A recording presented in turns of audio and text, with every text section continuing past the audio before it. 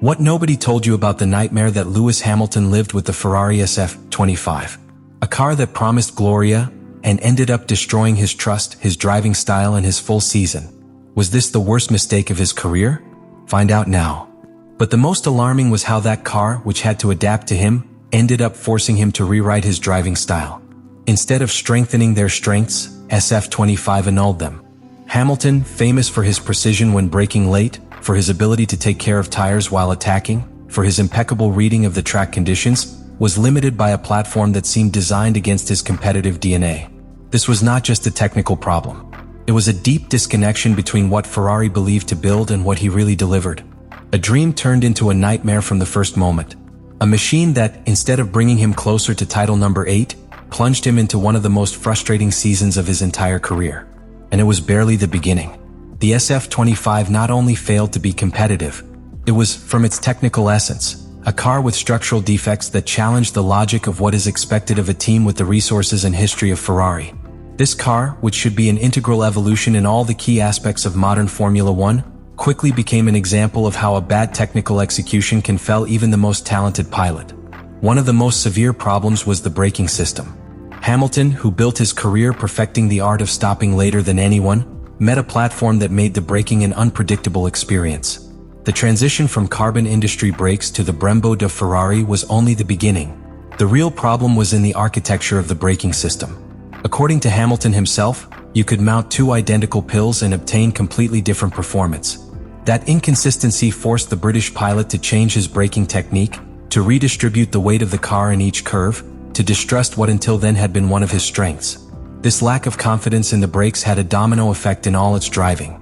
Each curve became an unknown, each entrance to the vertex a bet. The car did not allow precision, it did not respond in a coherent way. And that is something devastating for a pilot like Hamilton, whose competitiveness is based on the security that his machine transmits. But the problem did not end there. The SF-25 aerodynamic deficit revealed another layer of disaster. The car lost load at critical circuit moments, especially in high-speed curves and during the transition between braking and acceleration.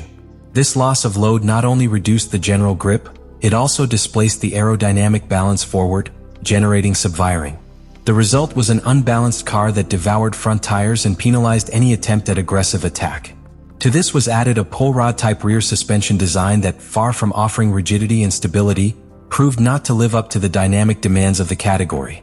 His fragility forced Ferrari to raise the height of the car, which completely compromised the soil effect, one of the keys to modern aerodynamic performance. The car bounced in the lines, lost contact with the asphalt in fast curves, and generated violent vibrations that further disconnected the asphalt pilot. The SF-25 was designed with ambition, but executed with serious errors in its technical nucleus.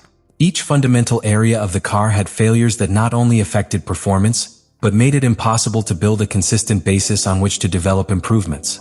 For Hamilton, each lap became a survival test, a constant fight against a machine that did not respond, that did not communicate, that did not offer tools to compete.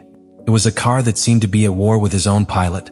One of the most frustrating aspects of Ferrari SF-25 has been its unbalanced aerodynamic behavior, a critical factor that has transformed each career stint into a battle against where subwiring and loss of competitiveness return after return. At first glance, it might seem an isolated problem, but in reality it is the direct result of a fundamental failure in the design of the car, the erroneous distribution of aerodynamic load. From the first races, a chronic tendency was detected to subwiring. That is, the car did not revolve with enough agility when entering curve. This phenomenon, far from being a mild or corrigible characteristic with set-up adjustments, is related to severe decompensation in aerodynamic balance. The car pressure center, instead of harmoniously distributing between the front and rear axle, moved forward. This has a direct and devastating effect. The rear of the car does not collaborate enough in the turn, forcing the front tires to do the extra work. This excessive effort in the front axis inevitably leads to an accelerated degradation of the tires. Hamilton has suffered this constantly. In circuits with medium and fast curves, where a precise address and an immediate response of the front train are required, the SF-25 simply does not respond. The subwiring forces to stop before, to modify trajectories, to load more on the left front tire in most of the paths, and the result is a premature wear that destroys any career strategy based on constant rhythm or pneumatic control. In long races, this becomes unsustainable. Even when Hamilton manages to maintain a competitive rhythm in the first laps, the deterioration of the front tires forces him to lower the pace to prevent the car from becoming unmanageable. That implies losing positions, giving in to rivals with more balanced and adaptable cars, and ruining any extended undercut or stint attempt. Ferrari has tried to solve the problem with small modifications on the floor of the car, in the front wing profiles and in the suspension geometries, but nothing has been enough. The problem is structural, not superficial. And in that context, Hamilton's frustration is not just understandable, it is inevitable. His driving style, based on the total control of the front axle and precision when attacking the vertices, has been completely cancelled. With a car that does not turn as it should, not even its enormous talent can save the situation. The SF-25 is not only slow in curves. It is a tire destroyer that penalizes the pilot from the return one. A car that makes each stint an act of containment, not attack. And for a pilot like Hamilton, that is the antithesis of what it represents competing in Formula 1. Silverstone, one of the most symbolic circuits of his career, witnessed one of the most raw statements. "It is the most difficult car I have handled here in these conditions." He did not say it in a tone of technical analysis. He said it with the bitterness of who can no longer hide the discomfort. Silverstone, the route where he has won the most times, where he has built part of his legend, became the stage of sports humiliation. An uncontrollable car, out of balance, that left it without answers and with the impotence reflected in each gesture. Hamilton's frustration also manifested in the progressive deterioration of communication with the team.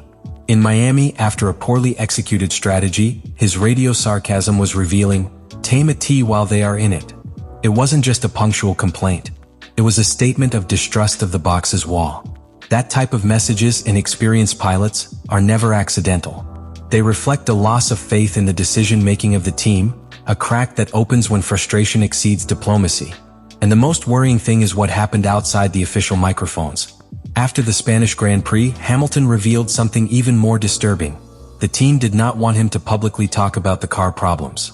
Unfortunately, the team doesn't really want us to talk about it. That phrase, brief but powerful, describes an environment where transparency has been sacrificed by narrative control.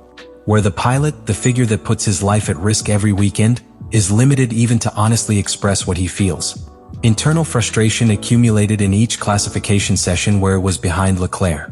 In each stint where he saw how his tires disintegrated without explanation. At each technical meeting where the answers were vague or where it was avoided talking about the elephant in the room. That the SF-25 was not a competitive car and that Ferrari, far from having immediate solutions, seemed resigned to waiting for the end of the season. Thus, what should be a story of redemption and glory became a narrative of emotional professional isolation and disappointment. An experience that, beyond what statistics say, has left a deep brand in the connection between Hamilton and Ferrari. A brand that, if not resolved with intelligence and humility, can become an irreversible fracture. The 2025 season has exposed an awkward truth. Even the biggest ones, even those who have conquered the story, can be defeated not by a rival on the track, but by the tool that is given to compete. The Ferrari SF-25 has not simply been a slow or low-performance car. It has been a barrier, a technical trap that has prevented Lewis Hamilton from demonstrating what he really is able to do. Throughout his career, Hamilton has been the master of control, of adaptation, of performance under pressure. He has won in rain, dry, leaving from behind, fighting in each curve. But this time the challenge was different. It was not about beating Verstappen or overcoming Leclerc in equal conditions. The true enemy was the car. A car that not only did not accompany his talent, but limited it, blocked it and stripped it of the necessary tools to compete at the highest level. This was not another season. It was an emotional test, an internal trip loaded with frustration, helplessness and silence. Silence imposed by a team that did not want its pilots to talk about the problems, and silence self-imposed by a Hamilton that at times chose not to expose the team, but that on the track showed all the weight of the situation. Each gesture in the garage, each cutting radio message, each look towards the pit wall was a reflection of a battle that was no longer for points or positions, but for professional dignity. The dream of an 8th title with Ferrari has become a year of wear and disappointment. And although Hamilton's talent is still intact, his legacy has had to face a chapter that few imagined. To survive in an environment that offered everything except the conditions to win. A car that made him look vulnerable, human, limited. And that, in a sport as demanding and political as Formula 1, has an immense weight. Ferrari has already decided to close the SF-25 book. The remaining updates will not change the story. What is coming is 2026, a new project, a new hope. But the scars that leaves this season will not disappear with the change of the year. Because for Hamilton, this was not just a failed season. It was a brutal lesson. Talent alone is not enough when the car goes against you.